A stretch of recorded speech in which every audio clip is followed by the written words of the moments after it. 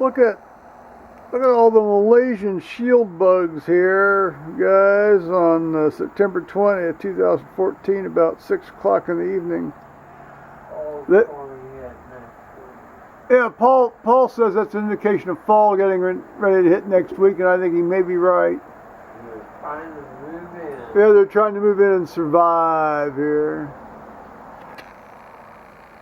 They're harmless enough. They're annoying, you know. They don't bite you. I guess if you know, some people say if you kill them they stink, but I generally just flick them away and they go away, and eventually they cack off somewhere else. I haven't paid too much attention to them. Last year we had a lot of them, but you know, this year, until maybe last week and a half, we haven't really seen very many of them at all. So, the other earlier species that was in sort of native to Ohio was, we called them stink bugs.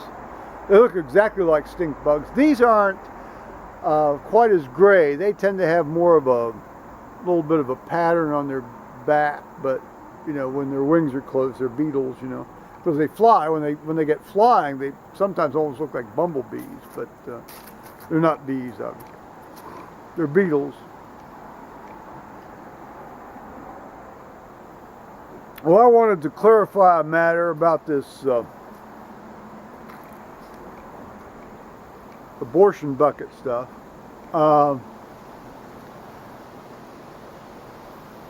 There was a reason why. See, what happened is they would, you know, you'd scrape, and then the operating room nurse or one of the operating room nurse assistants would have to try to assemble the parts of the fetus on a towel off on the side cart, not out of any pure interest, but basically to be sure you got everything, because you don't want to leave any retained fetal parts in somebody's uterus after you've done this. And so it was really a matter of taking, you know, once you've decided to do this to an individual, or I guess from their point of view, for an individual, you have to be sure you do it properly, and so you don't leave anything behind. So that was why they were assembling these little tiny pieces and parts, you know, to be sure they got everything. Now, being sure you got all of the little tiny placenta, that was, well, if you sort of go all the way around, you know, you're pretty much sure you got all that. So there was a legitimate medical reason for doing that. It wasn't just some sort of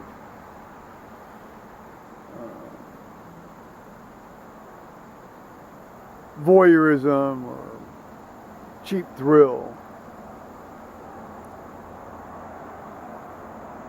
And now, as is often the case, completely apropos of nothing, while I was thinking about these, you know, reassembling these scraped out fetuses, I got thinking about the Russian National Anthem, which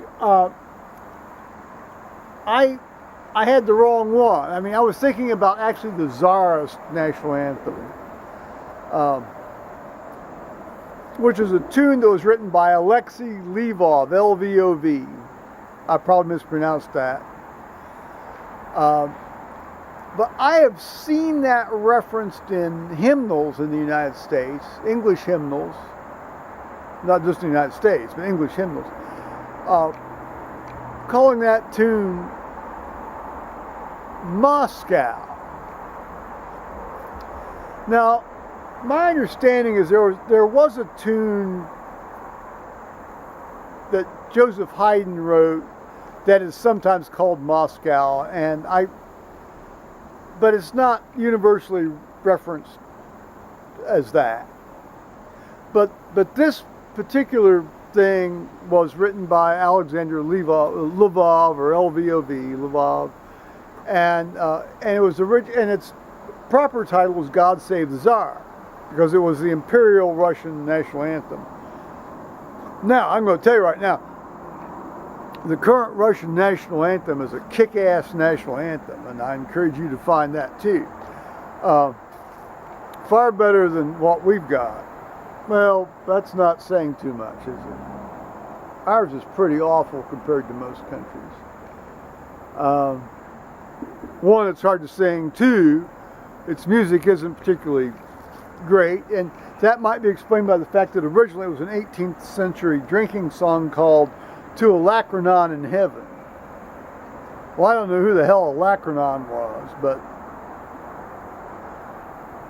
and I don't know why that individual should have gone to heaven given that song, but there we are.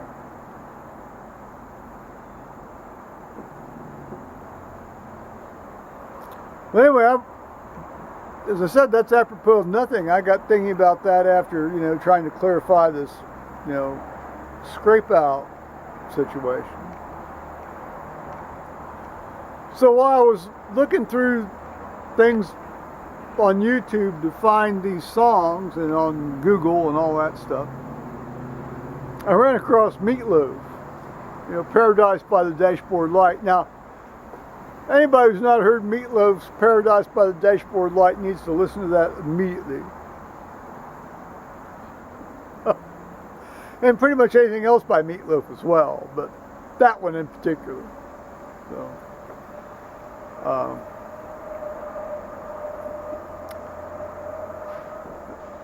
that's pretty much it. I did want to clarify the fact that this thing going on in that abortion clinic. Abortion clinic, baby killing mill, scrape out mill in Ann Arbor, Michigan. The procedures they were doing were all medically indicated, and as far as how they accounted for the tissue and so forth that they took out of this woman. And while I said I wasn't going to assist in these procedures, and I didn't, I also said obviously if the woman goes into some sort of distress, like respiratory distress, cardiac distress, that sort of thing, bleeding, yes, obviously I would, assist, of course. But I wasn't going to be the agency of death.